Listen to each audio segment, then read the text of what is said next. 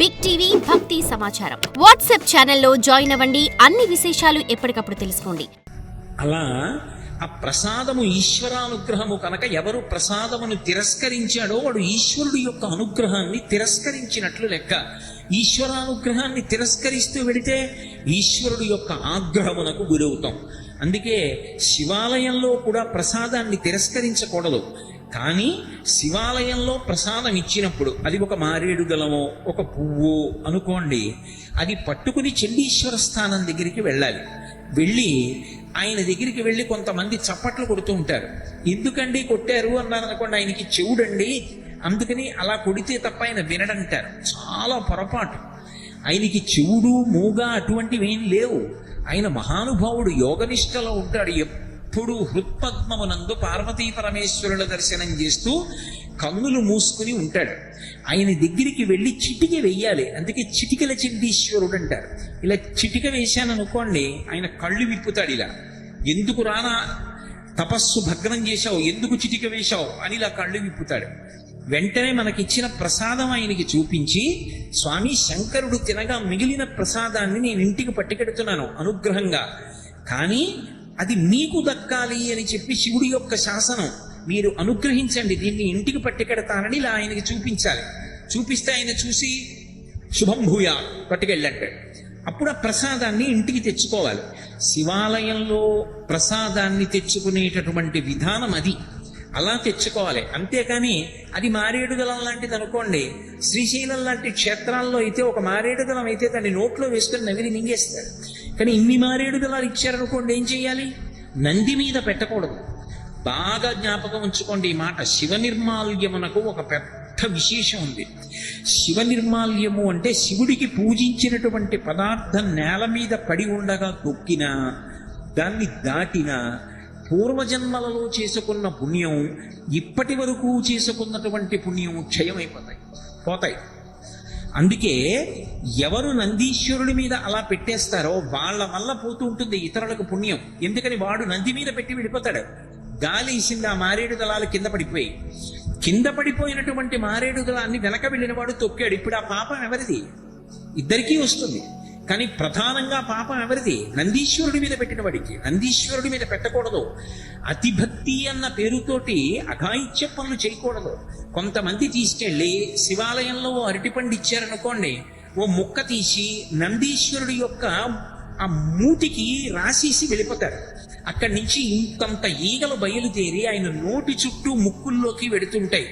ఆయన నిరంతరము శివదర్శనం చేస్తుంటాడు. ఆయనకి అది ధ్యానభంగం కల్పిస్తుందా, కల్పించదా? ఒక ఆలయంలోకి వెళ్ళాము అంటే ఆలయం యొక్క మర్యాదని పాటించాలి. ఆలయం ఒక్కరికి సంబంధించినది కాదు. దేవాలయం అనేటటువంటిది అందరి ఆత్మోద్ధరణకు సంబంధించినటువంటి విషయం. ఆలయం విషయంలో అందరూ సంతోషపడేటట్టు, అందరూ ఉద్ధరణ పొందేటట్టు ప్రవర్తించాలి తప్ప ఆలయ వ్యవస్థ యొక్క పవిత్రత పాడయ్యేటట్టుగా ఏ ఒక్కరూ ప్రవర్తించడానికి అధికారము పొంది ఉండరు. అందుకే నంది మీద పెట్టకూడదు ఎప్పుడు నిర్మాల్యాన్ని. చండీశ్వరుడి దగ్గరికి వెళ్ళి చూపించాలి. అది ఇన్ని మారేడు దళాలో ఇన్ని విడి పువ్వులో ఇచ్చారనుకోండి, ఆ చండీశ్వరుడి దగ్గర విడిచిపెట్టి, స్వామి నేను కళ్ళకద్దుకొని తల మీద పెట్టుకుని వెడుతున్నాను, నాకు ప్రసాద స్వీకార ఫలితాన్ని అనుగ్రహించండి, ఈశ్వర ప్రసాదం స్వీకరించినట్లుగా నన్ను కాపాడండి అని అక్కడ పెట్టి వెళ్ళిపోవచ్చు. అదో కొబ్బరి చెక్కో అరటిపండు అనుకోండి, చక్కగా ఇంటికి పట్టుకెళ్ళి అందరూ సేవించవచ్చు. తప్ప శివాలయంలో ప్రసాదం ఇంటికి తీసుకెళ్ళకూడదు అనేటటువంటి మాట ఎక్కడా లేదు. దీనికి నేను ప్రమాణం ఒకటి చూపిస్తాను. శంకరాచార్యుల వారు సౌందర్యలహరిలో ఒక శ్లోకం చేశారు. అందులో ఒక నాటకీయ సన్నివేశాన్ని చూపిస్తూ చండీశ్వరుని యొక్క వైభవాన్ని వర్ణించారు. అందులో రణీజిత్వా దైత్యానపహృత శిరస్త్రైః కవచిభిః నివృత్యై చండాంశస్త్రిపురహర నిర్మాల్య విముఖైః విశాఖేంద్రోపేంద్రో అని ఆ శ్లోకం చేస్తూ ఆయన అంటారు, విలీయంతే మా తత్తవవదన తాంబూల కబళాః అంటారు. ఒకానొకప్పుడు రాక్షసుల మీదకి యుద్ధానికి వెళ్ళారు దేవతలందరూ.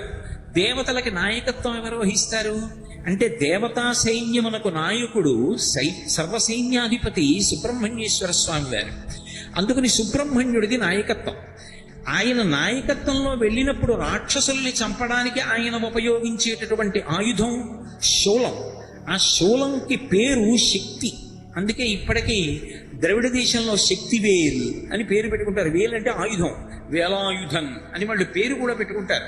ఆ సుబ్రహ్మణ్యుడి చేతిలో ఉన్నటువంటి శూలమే పేరుగా ఉంటారు వాళ్ళు. అటువంటి ఆయుధం అమ్మవారి యొక్క స్వరూపం అది.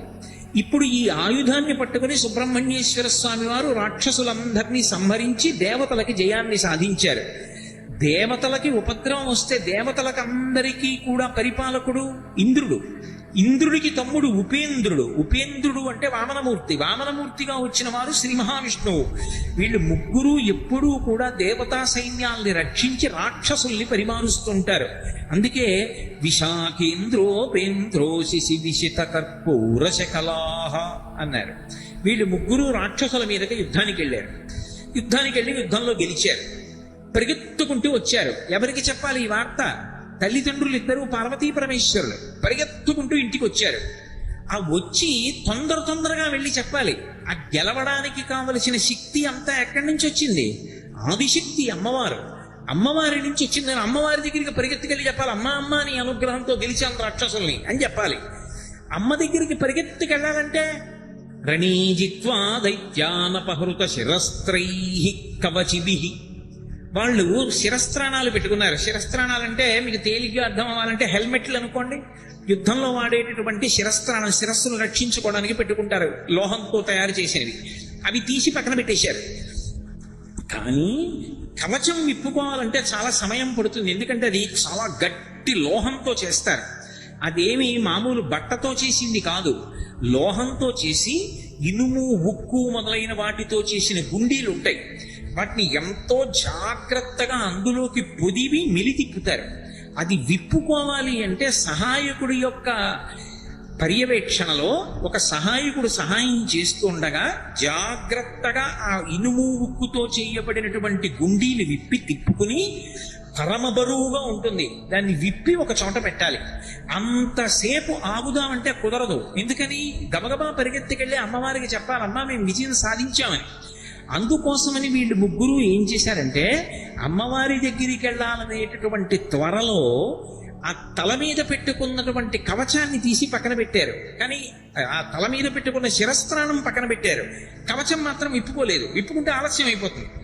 గబగబా అమ్మ దగ్గరికి పరిగెడుతున్నారు. అమ్మ ఏం చేస్తోంది? తాంబూల చర్మణం చేస్తోంది. ఆవిడ తాంబూలం వేసుకొని నవ్వులుతోంది. అది పతివ్రతా లక్షణం. ఎవరైనా సరే భర్త గారు పొద్దున్న పూజ చేసినప్పుడు భగవంతునికి సమర్పించినటువంటి తాంబూలాన్ని ప్రతి సువాసిని కూడా, అంటే పసుపు కుంకాలు ఉన్నటువంటి ఆడవాళ్ళు మధ్యాహ్నం వేళ ఆ తాంబూలాన్ని నవలాలి. ఆ తాంబూలాన్ని నవలడం అనేటటువంటి హక్కు ఎవరిది అంటే ఒక్క సువాసినికే ఉందా అధికారం. అందుకే అమ్మవారికి చేసేటటువంటి ఉపచారాలన్నిటిలోకి చాలా గొప్ప ఉపచారం తాంబూల సమర్పణ. అసలు తాంబూలం అమ్మవారు వేసుకున్నటువంటి ఆ నోటిని దర్శనం చేస్తే వచ్చేటటువంటి ఫలితాలు నేను చెప్పలేను అని పరోక్షంగా చెప్పారు శంకరాచార్య వారు. ఆ నోటి వంక చూస్తే అంత ఫలితం. అటువంటి తల్లి, అది సువాసిని అధికారం. ఆమె నిత్యాయ త్రిగుణాత్మనే పురజితే కాత్యాయని శ్రేయసే సత్యాయాద్య కుటుంబిని మునిమన ప్రత్యక్ష చిన్మూర్తయే అంటారు శంకర్లు. ఆది కుటుంబం, లోకమునంతటినీ కన్న తల్లి, ఆ బ్రహ్మకీట జనని. అందుకని ఆ తల్లి తాంబూలం వేసుకుని ఉంది. అందులో పచ్చకర్పూరపు చిన్న చిన్న కళికలు ఆమె నాలుక మీద ఉన్నాయి. ఈ ముగ్గురు పిల్లలు పరిగెత్తుకుంటూ లోపలికి వెడుతున్నప్పుడు అక్కడ భోజనం చేసినటువంటి విస్తరాకు ఒకటి కనపడింది. అరిటి ఆకు అనుకోండి, ఒక ఆకులో వడ్డించకూడదు. ఒక ఆకులో వడ్డించడం దోషం. 2 ఆకులు వేసి వడ్డించాలి. అందుకే మీరు ఎప్పుడైనా చూశారో లేదో, సంప్రదాయం తెలుసున్నటువంటి వాళ్ళ ఇంటికి వెడితే ఆకు వేసి ఒకవేళ కింద ఆకు వేయకపోతే ఆకు చివరి భాగం తుంచి ఆకు కింద వేస్తారు. 2 ఆకులు వేయకుండా భోజనం పెట్టకూడదు. అందుకని వాళ్ళు అలా వెళ్ళిపోతున్నప్పుడు పరమేశ్వరుడు భోజనం చేసినటువంటి ఆకు కనపడింది, లేదా ఆకులు కనపడ్డాయి అనుకోండి. వాళ్ళు ఇలా చూశారు. ఆయన ఏదో కొన్ని పదార్థాలు తిన్నాడు, కొన్ని పదార్థాలు వదిలేశాడు. అవి ఎవరు వండినవి? సాక్షాత్ జగదంబ అన్నపూర్ణ వండినటువంటి పదార్థాలు భర్త కోసం. ఆ పదార్థముల యొక్క ఉచ్ఛిష్టం, శేషం ఉంది. అవి మంచి సువాసనలు గుబాళిస్తూ ఉంటాయి. వీళ్ళు యుద్ధం చేసి వస్తున్నారు. ఎంత ఆకలి మీద ఉంటారు, అందులో పిల్లలు. ఇప్పుడు ఈ ముగ్గురు ఆకలితో అటు చూసి నాన్నగారు తినగా మిగిలిన పదార్థం కాబట్టి మనం తినచ్చు అని వెళ్ళలేదు.